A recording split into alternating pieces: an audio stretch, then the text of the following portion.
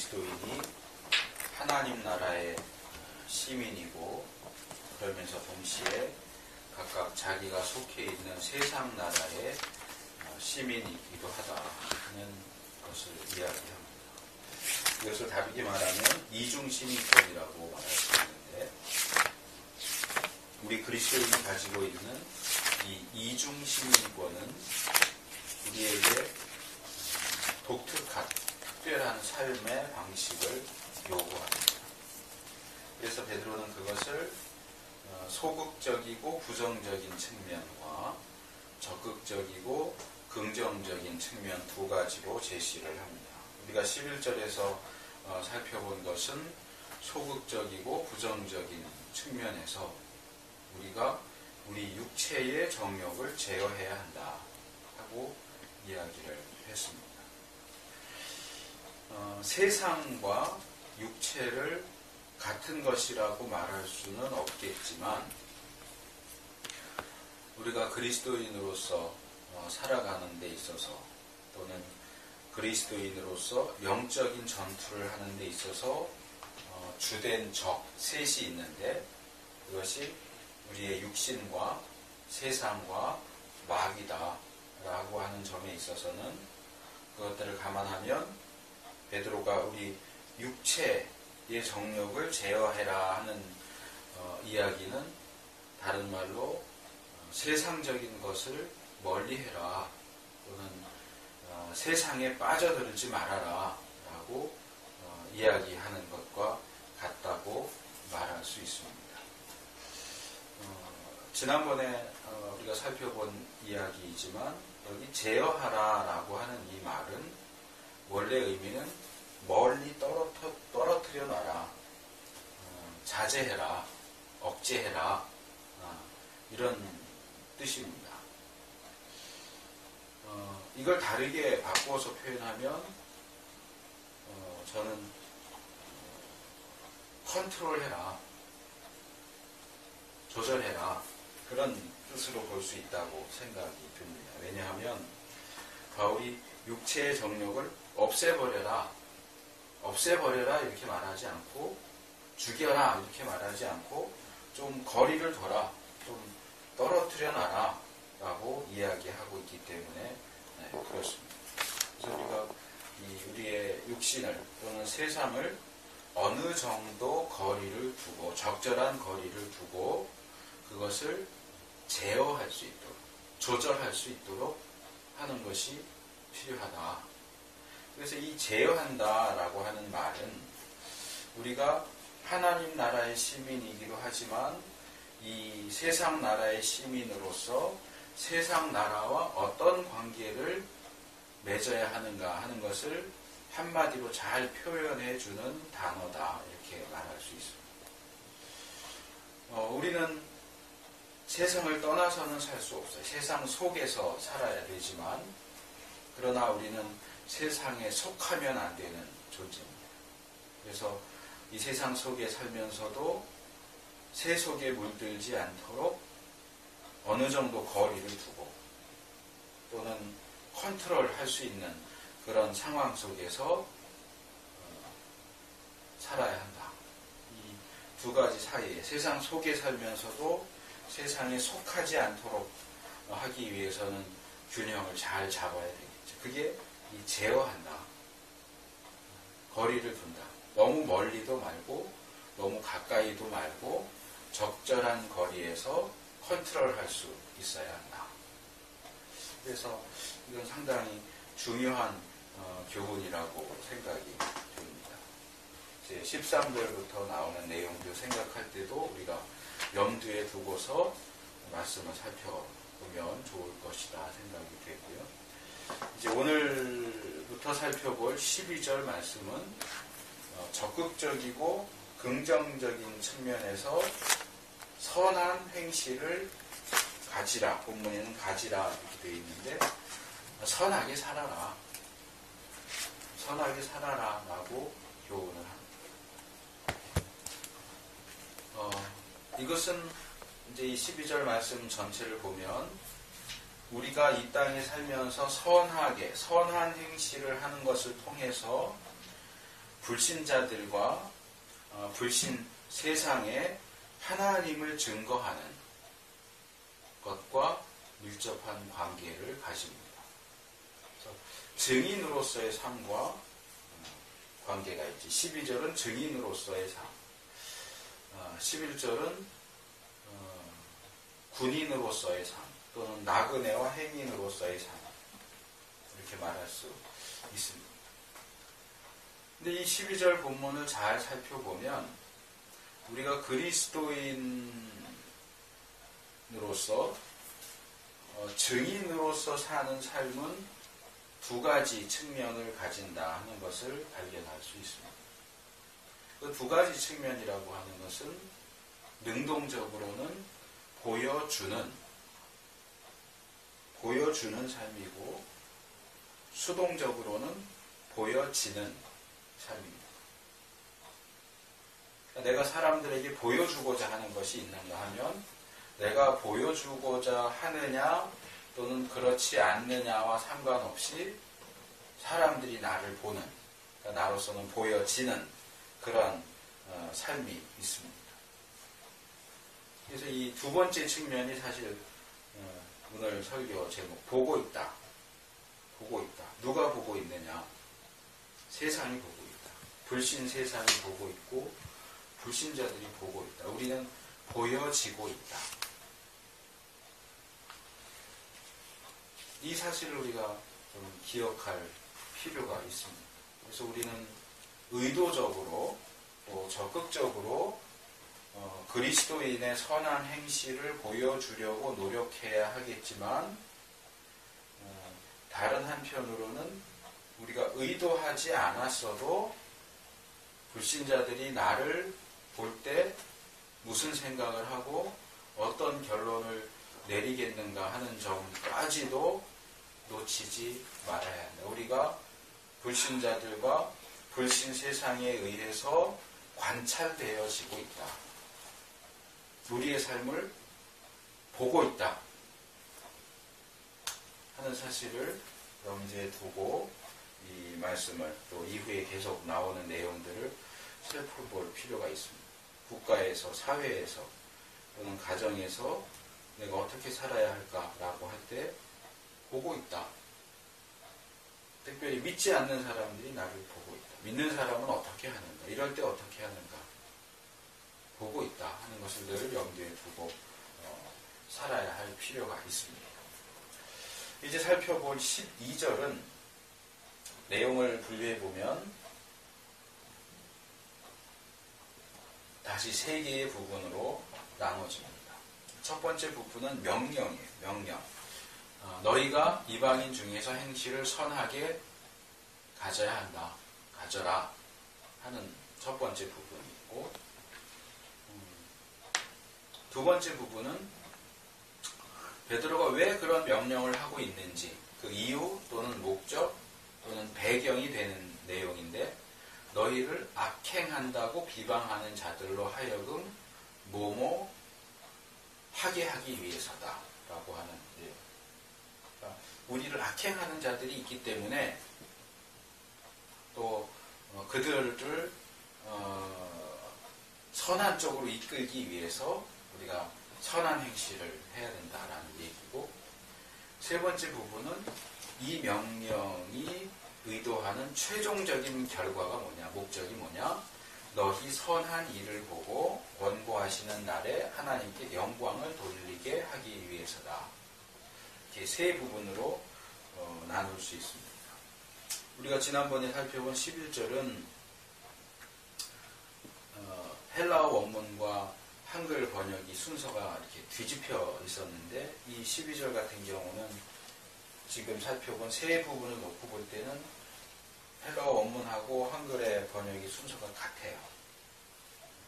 지금 얘기한 순서대로 헬라어 원문도 되어 있습니다. 물론 더 자세히 들어가면 또 달라지기는 하지만, 그래서 오늘은 이 가운데서 첫 번째 부분, 명령 부분을 살펴볼 것이고, 두 번째 부분과 세 번째 부분은 다음에 살펴보려고 합니다. 오늘 첫 번째 부분을 살펴보지만, 이 이 첫 번째 부분과 두 번째 부분은 아주 밀접하게 연결이 되어 있어서 오늘 두 번째 부분도 본문 자체를 다루지는 않겠지만 어떤 전반적인 내용들을 생각을 해볼 수 있을 것 같습니다.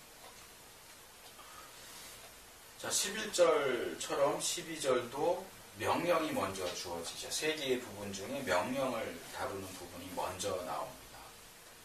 그런데 이 본문을 이제 헬라어 원문으로 자세히 보면 11절에는 명령이 먼저 나와요. 제어하라가 제일 먼저 나와요. 제어하라, 육체의 정욕을 영혼을 거스려 싸우는, 이렇게 되어 있는 반면에 이 12절은 선한 행실을 선하게 가져, 이게 요 문장 제일 끝에 나옵니다. 보통 히브리어에서도 그렇고 헬라어에서도 그렇고 동사가 들어가 있는 문장은 기본적인 형태가 동사가 먼저 나오는 거예요. 그러니까 우리가 지난번에 살펴본 11절처럼 제어하라가 제일 먼저 나오는 게 일반적인 문장의 순서예요. 구문이라고, 구문. 문장 구조.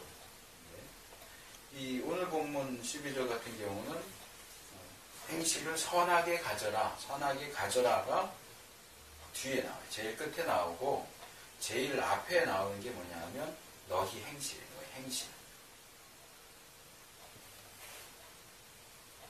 그래서 이 부분이 강조되고 있다. 동사의 자리에 문장의 앞에 나오는 것은 강조하기 위해서 나오기 때문에 여기서 강조되는 것은 선하게 살아라, 선하게 가져라 보다는 행실이 강조되고 있다 하는 것을 생각해 볼 수가 있고, 이 명령 부분도 좀 내용에 따라서 분류를 해보면 다시 세 부분으로 나눠집니다. 문장 순서대로 하면 너희의 그 행실, 우리 개역은 너희가 행실을 이렇게 번역을 했는데 여기 원문에는 정관사가 붙어있고 그 다음에 행실을 너희의, 이렇게 너희의 그 행실을, 이렇게 이게 이제 첫 번째 부분이고, 두 번째는 이방인 중에서, 여기는 이방인 중에서 이렇게 되어 있지만 헬라어 원문을 하면 안에서, 뭐 안에서나 중에서나 똑같은 표현이긴 한데 안에서, 그 다음에 또 정관사가 붙어있고 이방인들, 이방인이라고 번역을 했지만 원문에서는 복수이기 때문에 그 이방인들 중에서 너희의 그 행실을 그 이방인들 중에서, 그 다음에 세 번째가 선하게 가지라가 먼저 나오고 선하게지만 선한, 형용사이기 때문에 선한, 그래서 이 순서에 따라서 너희의 그 행실 첫 번째 살펴보고 그 이방인들 중에서 두 번째, 세 번째로 선하게 가지라 하는 내용을 살펴보도록 하겠습니다. 먼저 여기 행실이라고 번역된 이 단어는 행위, 행동, 품행, 처신, 삶의 태도, 이런 뜻을 가지는 단어인데, 이 단어를 분석을 해보면 기본적인 동사는 돈다,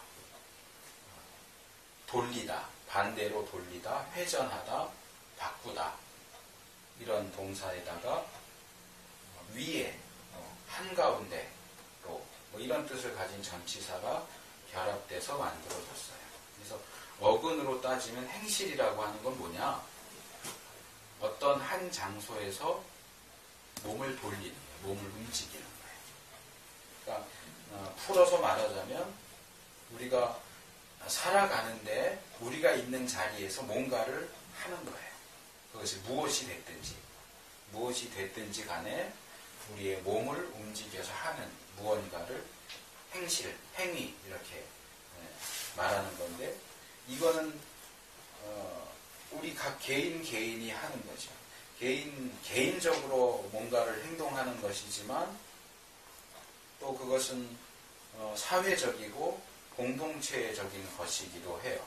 그래서 너희의 그 행실, 너의 행실이 아니고 너희의 그 행실. 이것은 사적이기도 하지만 또 공식적이기도 한 어떤 우리의 행동, 태도, 삶의 방식을 가리킨다고 말할 수 있습니다. 근데 이제 이어지는 두 번째 부분을 보면 이게 사적인 영역에만 속하는 것이 아니라 그리스도인들의 개인적이고 사적인 행동 또는 삶의 방식이 이방인들 중에서 행해진다. 그 이야기를 해요. 그 이방인 중에서. 우리의 어떤 행동이 이방인들 중에서 행해지고 있다. 여기 이방인들이라고 하는 것은 원래 어떤 집단, 무리, 민족, 국가 또는 뭐 외국, 나라, 외국, 사람 뭐 이런 뜻이지만 이게 구약에서부터 온 단어고 이 구약 히브리어 성경을 헬라어로 번역한 70인역은 이 단어를 이방 민족 또는 이방 나라 그런데 유대인들을 제외한 그 구약에서는 하나님이 선택하신 백성인 이스라엘 사람들을 가리키는 백성, 나라라는 단어가 따로 있고 이스라엘을 제외한 이방 백성, 이방 나라를 가리키는 단어가 따로 있는데 여기 사용된 이 단어는 이방 나라, 유대인들을 제외한 하나님을 믿지 않는 이방인 민족이나 이방 나라를 가리킬 때 사용하는 표현이에요. 근데 이게 구약 본문이라면 그대로 이방인 이렇게 말하면 되죠. 유대인을 제외한 유대인 이외의 다른 나라 사람들, 다른 민족들, 다른 나라들 이렇게 말할 수 있겠지만 이게 지금 신약에서 사용되고 있다는 점에서는 기준이 구약과 이스라엘, 유대인이 기준이 아니고 신약과 교회와 그리스도인이 기준이라고 할 때는 사실 이게 이방인이라기보다는 불신자들, 믿지 않는 사람들 또는 불신 세상을 가리키는 것으로 봐야 옳습니다. 그러니까 이방인이라고 하지만 외국인이 아니고 믿지 않는 사람들. 왜냐하면 우리가 하나님 나라의 시민이라는 것을 놓고 본다면 물론 우리도 세상 시민권을, 세상 나라의 시민권을 가지고 있기는 하지만 세상 나라를 기준으로, 하나님 나라를 기준으로 해서 볼 때는 하나님을, 예수님을 안 믿는 사람들이 이방인이에요. 그리고 세상 나라를 기준으로 볼 때는 우리 믿는 사람들이 나그네고 행인이죠. 어느 것을 기준에 따라서 우리 편이냐 너희 편이냐가 갈라지죠. 그래서 여기서는 단순히 외국 사람을 가리키는 것이 아니고 불신자와 불신 세상을 이방인이라고 표현하고 있다. 그래서 이것은 사실은 11절에 나오는 내용을 생각을 해보면 당연한 어떤 상황, 결과라고 말할 수 있어요. 왜냐하면 제가 11절에서도 얘기했고 설교를 시작하면서도 얘기했지만 우리 그리스도인들은 하나님 나라 시민권을 가지고 있으면서 현재 세상 나라 안에서 살고 있다. 이 세상 나라는 불신 세상 또는 불신자들의 무리를 가리키는 것이고 우리는 사실상 우리의 신앙을 이해하지도 못하고 인정하지도 않는 사회와 사람들 사이에서 살고 있는 것이죠. 우리가 그 안에서 어떤 행동을 하더라도 우리는 이방인들 중에서 하나님을 모르는 사람들 가운데서 그 안에서 행동하는 것이 된다는 얘기죠. 우리가 집 안에 들어가서 문을 잠그고 방문을 꼭꼭 걸어 잠그고 들어가서 어떤 행동을 하면 그것은 정말 극단적으로 개인적인 행동이 될 수 있겠지만, 뭐 요즘에는 워낙 인터넷이 발달돼서 그렇게 집에 들어가서 살아도 다 신상이 털리는 세상이라서 방 안에 들어가 살아도 뭐 꼭 그렇다고 말할 수는 없지만, 우리가 하는 개인적이고 사적인 어떤 행동, 삶의 방식은 더 이상 우리 자신의 것만은 아니다. 우리는 이 세상 사람들에게 노출되어 있다. 그러니까 이 부분에서 우리가 연예인들을 생각하면 더 이해가 쉬울 것 같아요. 이 연예인들은 어디를 가든지 뭘 하든지 늘 사람들의 관심의 대상이 돼요. 그래서 어디 가서 노는 것도 맘대로 못하고, 사람을 만나는 것도 맘대로 못하고, 밖에 나가는 것도 맘대로 못해요. 늘 사람들이 쫓아다니고 사진 찍고 하기 때문에 이 사생활이 없죠. 사생활이. 사람이 살면서 실수도 할 수 있고 한데, 이 공인 그래가지고 당신은 공적인 사람이니까 실수도 하면 안 돼. 뭐 조금만 잘못해도 크게 난리를 치고 그러죠. 그것과 똑같지는 않지만 사실 우리 그리스도인이 세상에서 살아간다는 것은 그것과 아주 비슷하다. 공식적인 방송에 나가면 사실 보여주고 싶은 것만 보여줄 수 있을지 모르겠어요. 좋은 모습만 보여주려고 하겠죠.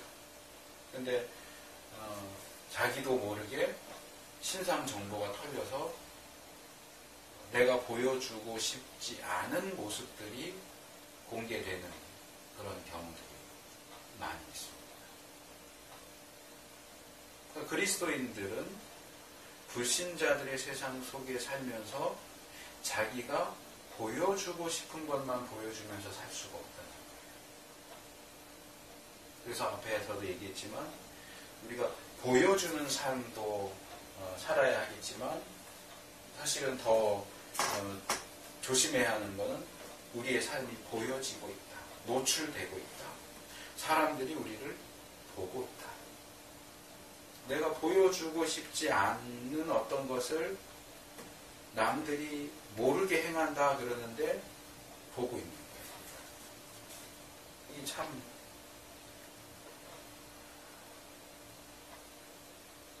힘든 삶이죠.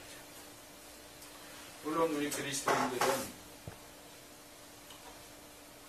은밀한 중에 보시는 하나님, 마태복음 6장에서 그 표현이 많이 나오는데, 사람들은 몰라도 하나님은 아시죠. 하나님은 보시죠. 그래서 사실 우리는 하나님 앞에서 사는, 우리 은밀한 가운데서도 보시고 공적으로도 보시고 우리의 모든 것을 아시는 하나님 앞에서 살아야 하고 또 살고 있어요. 근데 우리가 하나님 앞에서만 노출되는 게 아니고 사람 앞에서도 노출된다. 그리고 하나님은 중심을 보시지만, 마음을 보시지만 사람은 외모를 보죠. 외적으로 드러나 보이는 요소들을 봅니다. 그래서 불신자들이 날마다 우리를 보고 있어요. 관찰하고 있어요.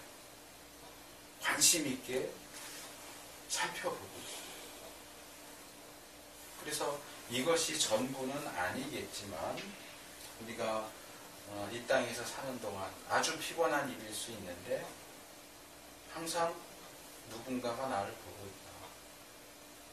믿지 않는 사람들이 믿는 나는 어떻게 말하고 어떻게 생각하고 어떻게 행동하는지를 항상 지켜보고 있다. 믿지 않는 친구들이, 믿지 않는 가족들, 친척들이, 믿지 않는 직장 동료들이 믿는 사람은 어떻게 하나 하고 늘 보고 있다. 그 사실을 우리가 인식할 때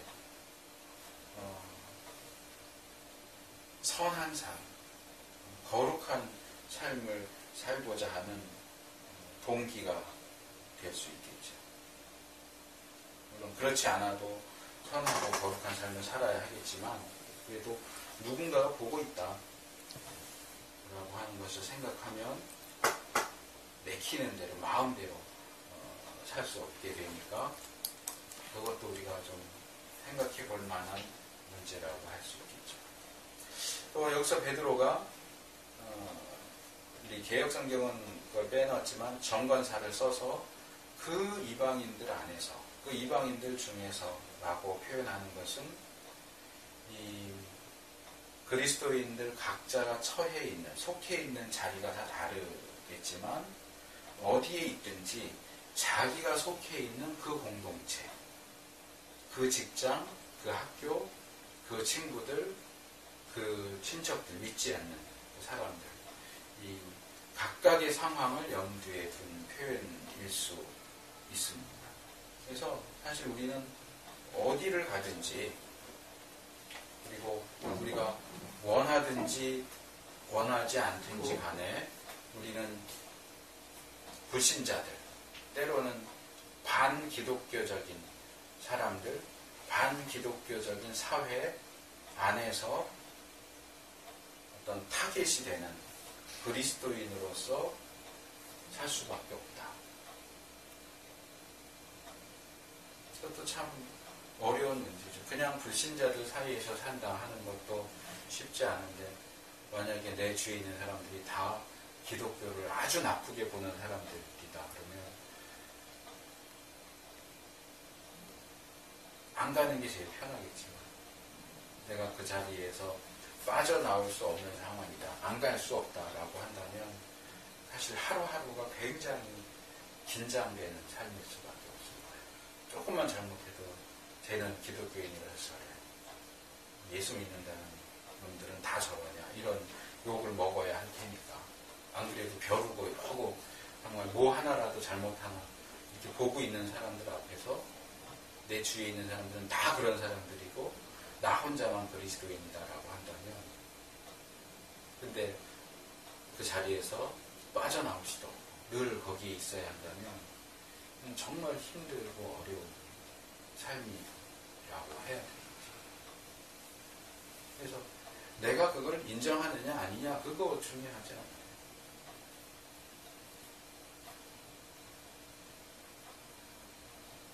근데 하나님의 입장에서 볼 때는 중요하다는 거죠. 또 사실 우리가 어떻게 살아야 할까? 나는 그리스도인으로서 어떻게 살아야 할까라고 할 때 그 부분을 인정하는 것 또는 인식하는 것과 그렇지 못한 것 사이에 굉장히 큰 차이가 있습니다.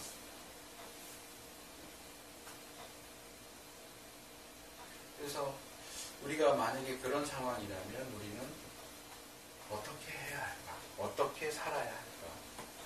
라고 할 때 이 마지막 세 번째 부분으로 이야기가 나오는 거죠.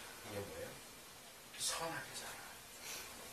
흠잡을 데 없는 삶을 살아라. 우리에게 적대적인 사람들, 적대적인 사회에 살면서 우리는 선하게 살아야 한다. 선하게 가져야 한다. 이 헬라어 원문을 보면 이 선하게, 이게 선하게 그런 부사고 이 선한 형용사가 목적격으로 사용됐는데 목적어가 안 나와요. 그러니까 선한 무엇을 가져라 이렇게 해야 제대로 된 문장이 되는데 선한 가져라 이렇게만 돼 있고 뭘 가져야 되는지가 안 나와요. 근데 이 목적어가 어디 나오냐 하면 제일 앞에 나와있죠. 너희의 그 행실을. 그래서 이 행실이 목적어예요. 행실. 그러니까 선한 행실을 가져라. 선한 행실을 가져라. 그래서 그런 것들을 이 문법적인 요소를 감안해서 이 첫 번째 부분을 번역한다면 이렇게 되죠. 이 정관사나 이런 것들을 빼놓지 않고 철저하게 번역을 한다면 그 이방인들 중에서 너희의 그 행실을 선하게 가져라. 또는 그 이방인들 중에서 너희는 선한 행실을 가져라. 이렇게 되겠죠. 가져라 이거는 원래 명령형으로 사용되지 않았지만 의미상으로는 명령에 가깝죠. 선한 행실을 가진다. 선한 행실을 가져라. 선하게 살아라.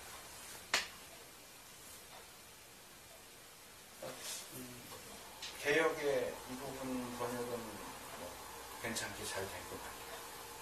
이방인 중에서 너희의 행실을 선하게 가져라.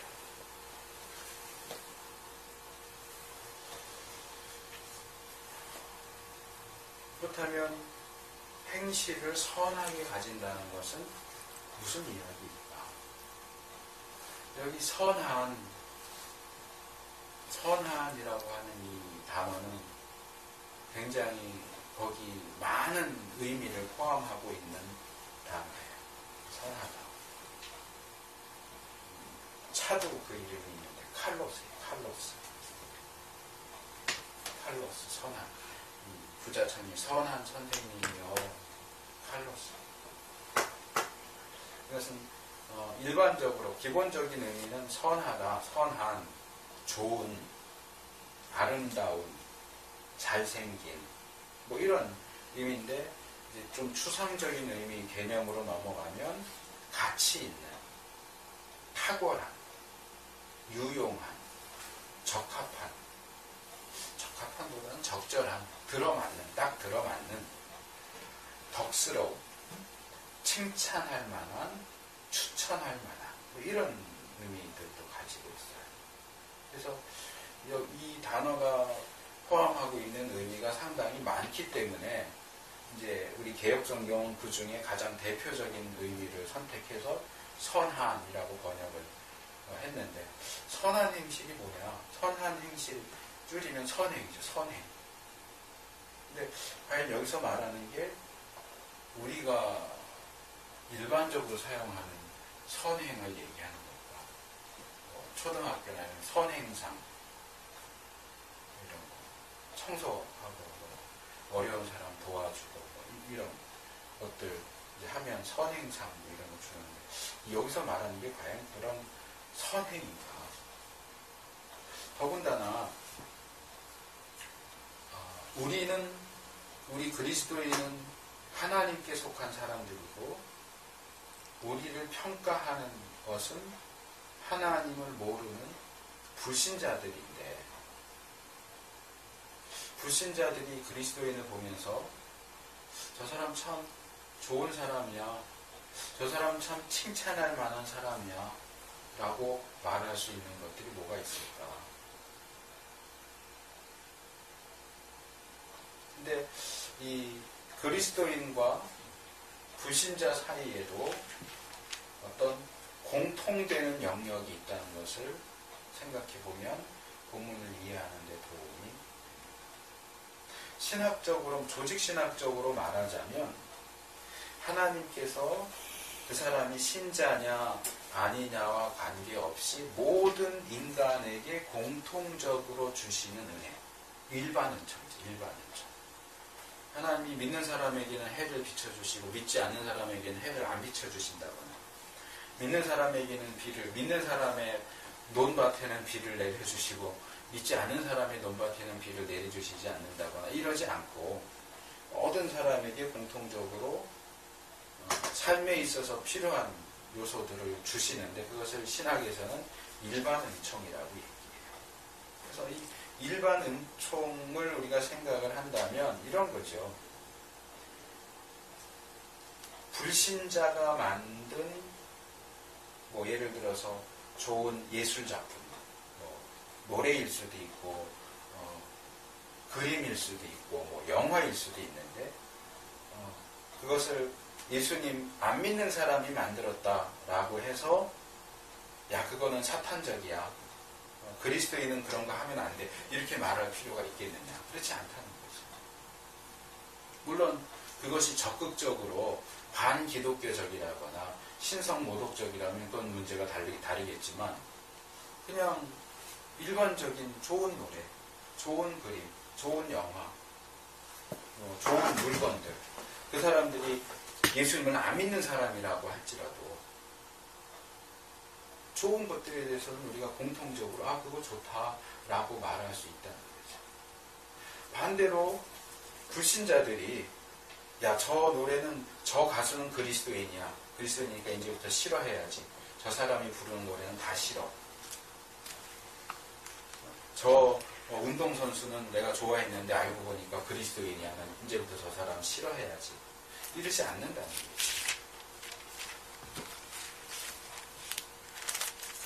물론 반기독교적인 사람들은 그럴 수 있어요. 정말 기독교 그러면 일을 가는 사람이면 그럴 수도 있겠죠.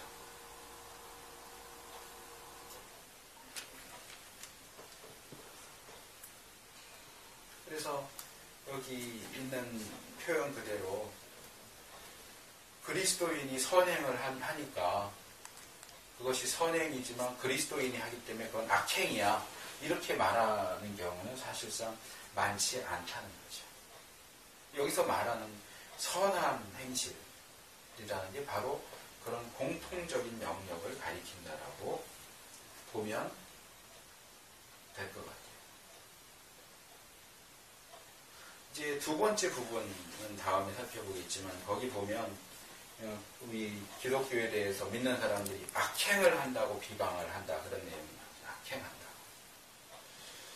그래서 기독교와 그리스도인 교회에 대해서 적대적인 사람들은 욕하죠. 뭘 하든지 다 나쁘다고 욕하기도 합니다. 그래서 이거는 그렇다면 그렇게 놓고 볼 때 그리스도인의 선을 행하는 게 무슨 의미가 있을까? 어차피 선을 행해도 악하다고 할 텐데 이렇게 생각할 수도 있겠지만 사실 상식적으로 볼 때 그 사람들이 악행한다라고 말하는 것은 어떤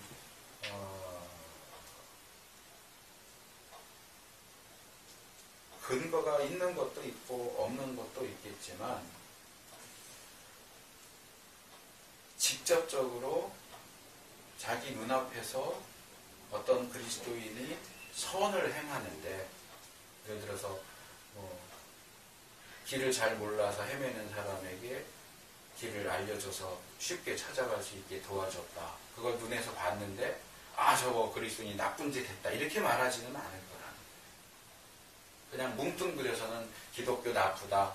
그리스도인 나쁘다. 교회가 나쁘다. 이렇게 하지만 어떤 실제적이고 구체적인 상황에서 선을 행하는 것을 보고도 저건 나쁜 짓이야.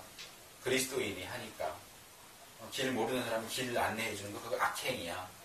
무거운 거 들고 있는데 그거 도와서 들어주는 거 악행이야. 이렇게 말하지는 않는단 말이에요. 그래서 세 번째 부분하고 연결을 시키면 평소에 교회 나빠, 그리스도인들 나빠 이렇게 악행한다고 하는 사람도 실제적이고 구체적으로 자기 눈앞에서 그리스도인이 선을 행하는 것을 본다면 너희 선한 일을 보고 저 사람은 그리스도인이지만 착하네, 선하네, 저 사람은 인간적으로 괜찮네 라고 인정하지 않겠느냐. 그게 지금 이 12절에서 베드로가 이야기합니다. 이거는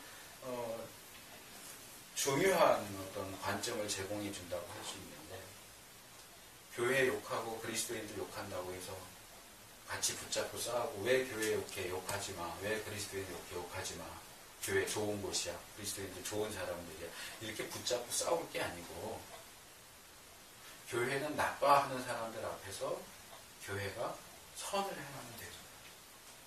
그리스도인들 나빠 라고 하는 사람들 앞에서 그리스도인 한 사람 한 사람이 선을 행한다면 그 선을 행하는 것을 보고서도 나빠 이러지는 않는다는 거죠.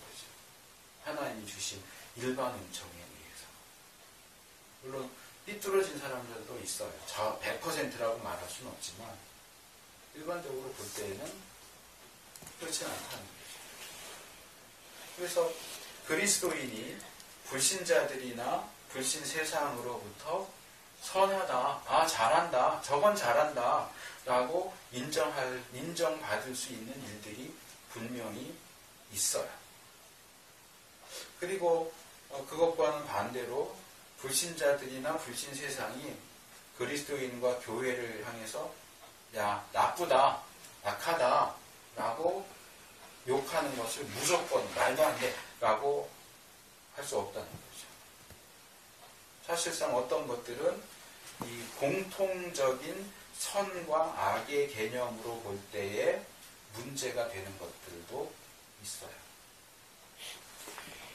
그래서 두 가지 예를 들자면, 제가 자주 얘기하는 거지만, 예를 들어서 불신자들이 교회가 구제를 안 해 라고 하는 그런 비난, 지적에 대해서 저는 근거가 없다고 생각을 해요. 정당한 비난이라고 생각하지 않아요.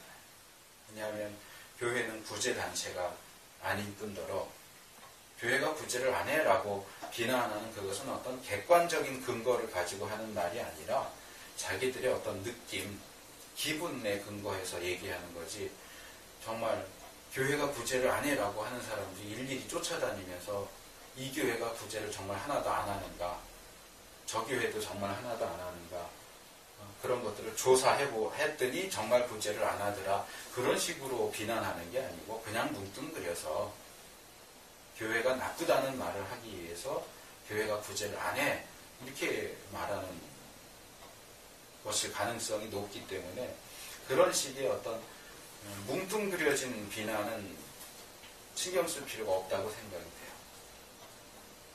물론 교회가 구제 부분에 있어서 약한 건 맞아요. 약한 건 맞지만 안 한다는 건 말이 안 되고, 그러나 또 하나의 예로서 이것도 참 많이들 얘기하는 거지만, 교회가 돈 모아가지고 옛날 자기들 예배당 짓고 기도원 짓고 묘지까지 산다, 이런 비난은 저는 정당한 비난이라고 생각해요. 교회가 받아들이고 그거는 고쳐야 된다고 생각해요. 성경이 이 땅에 투기하는 것을 금지한다는 점에서도 그렇고, 그런 점에서는 교회만 문제가 될 게 아니고 사회도 문제고 개인도 문제죠.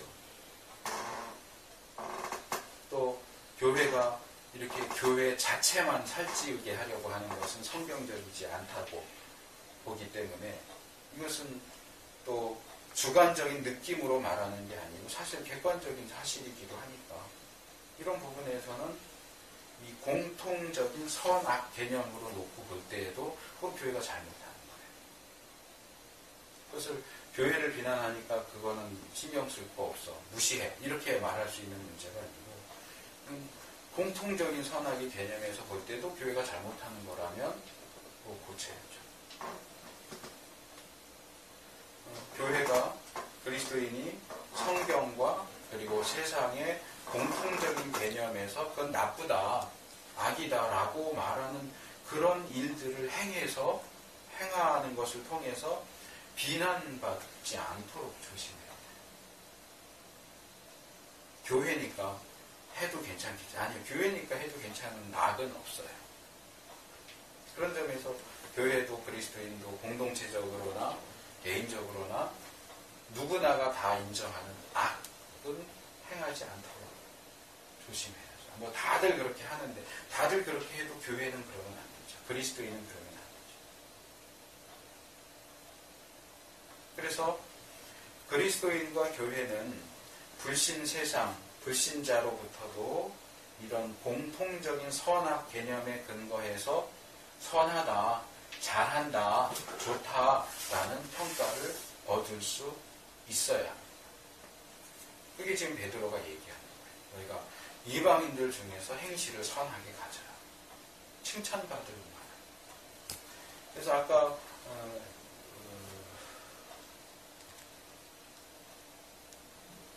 얘기한 것처럼 이 교회 공동체는 사회적인 측면에서도 그래야 하고, 그리스도인 개인은 개인적인 영역에서도 그래야 하는데, 매일매일의 삶 속에서 선한 행동, 유용한 행동, 득이 되는, 남들에게 득이 되는 행동, 또 적절한 행동, 아까 그 소개했던 그 의미들을 쭉 보면, 그 중에서 어울리는 것들을 뽑으면 덕스러워서 칭찬받을 만한 행동을 해야 돼요. 그게 그리스도인의 삶의 매일매일의 삶의 특징적인 요소로 나타나야 돼요.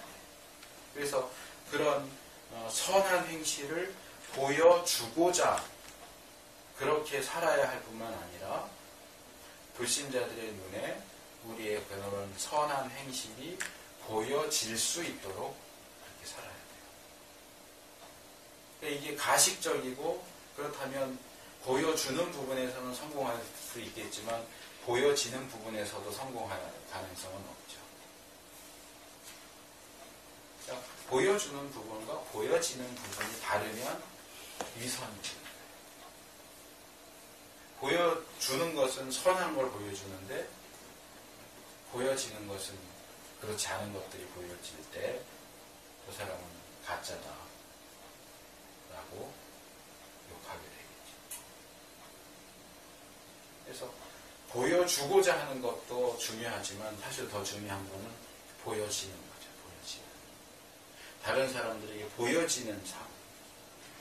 내가 신경 안 쓰고 잘해야지, 좋게 보여야지 라고 신경 쓰지 않고 그냥 행동하고 말하고 해도 그것이 다른 사람들 볼 때 아, 저건 참 좋다, 잘한다, 선하다 라고 인정받을 만한 삶을 살아야 하고 그렇게 살려면 사실 우리 자신이 변화하지 않고서는 그런 삶을 살 수가 없죠.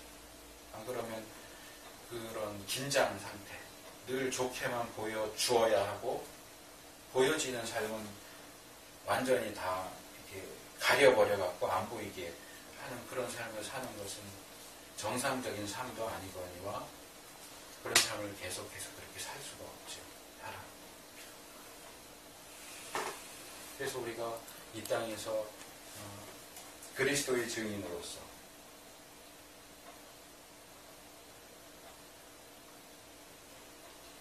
하나님을 증거하는 자로서 산다고 할 때에 우리의 말이나 보여주는 행동으로 하는 직접적인 증거뿐만 아니라 보여지는 간접적인 부분에 있어서도 성공적인 삶을 살아야 한다. 자, 말씀을 맺습니다. 우리는 하나님의 사랑을 받는 자녀들이고 그러나 이 땅에서는 나그네와 행인으로 살아야 하는 자입니다. 특별히 우리는 우리에게 적대적인 불신 세상과 불신자들 사이에서 하나님의 증인으로 살아야 하는 사람입니다. 그런데 우리가 불신 세상과 불신자들이 기독교와 교회와 그리스도인을 적대적으로 대한다고 할지라도 우리가 그들을 대하는 태도가 동일하게 적대적인 것이거나 또는 마지못해서 하는 형식적인 것이 되지 않도록 조심할 필요가 있습니다. 과거에 아마 지금도 그런 어떤 경향들이 없지는 않을 거라고 생각을 하지만 선교단체들이나 교회에서 그리스도인은 불신자와는 친구가 되면 안 된다. 친구가 될 수 없다. 그렇게 가르쳤던 적이 있어요. 물론 틀린 말은 아니에요. 성경은 분명히 신자가 불신자와 함께 멍에를 매지 말라고 얘기해요. 그것은 불신자와 결혼하는 것도 금하는 것이고 또는 불신자와 함께 친구가 되는 것도 금하는 것이라고 말할 수 있겠죠. 근데 이 말이 틀린 것은 아니지만 그럼에도 불구하고 우리가 좀 더 생각해야 할 것이 있습니다. 한마디로 말해서 우리가 불신자와 친구가 되지 않는다면 어떻게 그들에게 복음을 전할까요? 우리가 그들의 안녕, 평화로운 삶에, 그들의 인격에, 그들의 인생의 문제들에 결코 관여하지 않으려 하고 관계를 맺지 않으려고 하고 관심도 갖지 않으려고 하고 그러면서 오직 너는 복음만 들어. 나는 복음 전하는 일만 관심이 있고 네가 무슨 고민이 있는지 어떤 문제가 있는지 삶이 힘든지 난 그건 관심 없고 넌 내 말만 들어. 내가 하는 말만 듣고 나는 네 말은 안 듣는다 라고 한다면 어느 불신자가 그 사람이 전하는 복음을 듣겠냐. 쟤는 나를 만나러는 오는데 나한테는 관심이 없고 교회 가자는 것만 그 얘기만 하려고 와 라고 한다면 누가 그 사람에 따라서 교회를 가겠냐.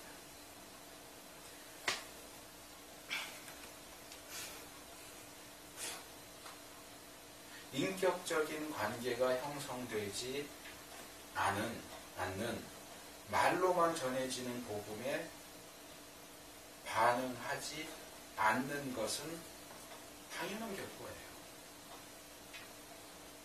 우리 같아도 그럴 거 아니에요. 그 사람이 정말 나를 염려해주고 위해주고 같이 근심해지고 그러면서 나의 유익을 위해서 이거 한번 해봐 그러면 그래 볼까 하지만 나한테는 아무 관심도 없고 자주 찾아오긴 하는데 자기가 가지고 있는 어떤 목적만 이루기 위해서 찾아오면 그 사람 말 듣고 싶지 않은 거죠. 그래서 우리가 한층 높은 자리에서 아래를 내려다보는 듯한 태도로 불신자들을 바라보고 너는 나한테 고마워해. 내가 너 만나주는 거. 너한테 복음 전해주는 거 고마운 줄 알아. 라는 그런 식의 태도로 복음을 전하지 않도록 조심해. 그들을 사랑하고 긍휼히 여기는 마음으로 진심으로 대하고자 노력해야 됩니다. 제가 자주 얘기하는 거지만 예수님께서 병 고쳐주시고 귀신 쫓아내주시고 먹을 거 주시고 그런 사람들이 다 예수님을 믿게 되었다. 그건 아닌 것 같아요.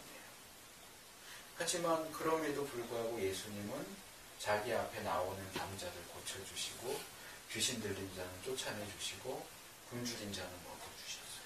왜요? 예수님을 믿을 가능성이 높아서요? 아니요. 불쌍해서. 그들을 긍휼히 여기고 불쌍히 보시고 민망히 여기셨기 때문에 이 사람들이 결국은 나를 믿을 것이냐 믿지 않을 것이냐를 떠나서 불쌍하니까 도움이 필요하니까 도움을 주신 거예요. 우리 그리스도인은 그걸 닮아야 돼요. 물론 예수님을 믿느냐 안 믿느냐는 정말 근본적인 문제고 중요한 문제인 게 사실이에요. 그래서 우리가 거기에 관심을 안 가질 수는 없어요. 그런데 그럼에도 불구하고 지금 당장에 병고에 또 굶주림에 허덕이는 사람을 저 사람은 내가 도와줘도 예수 안 믿을 사람이야 라고 해서 그냥 지나쳐가는 것이 과연 예수님을 닮은 모습이겠느냐. 그렇지 않다는 거죠. 그래서 여기서 베드로가 말하는 너희가 선한 행실을 가져라 하는 것은 말 그대로 불신 세상 속에서 선한, 유익한, 적절한, 칭찬받을 만한 삶을 살아라 하는 이야기로 받아들일 수 있습니다.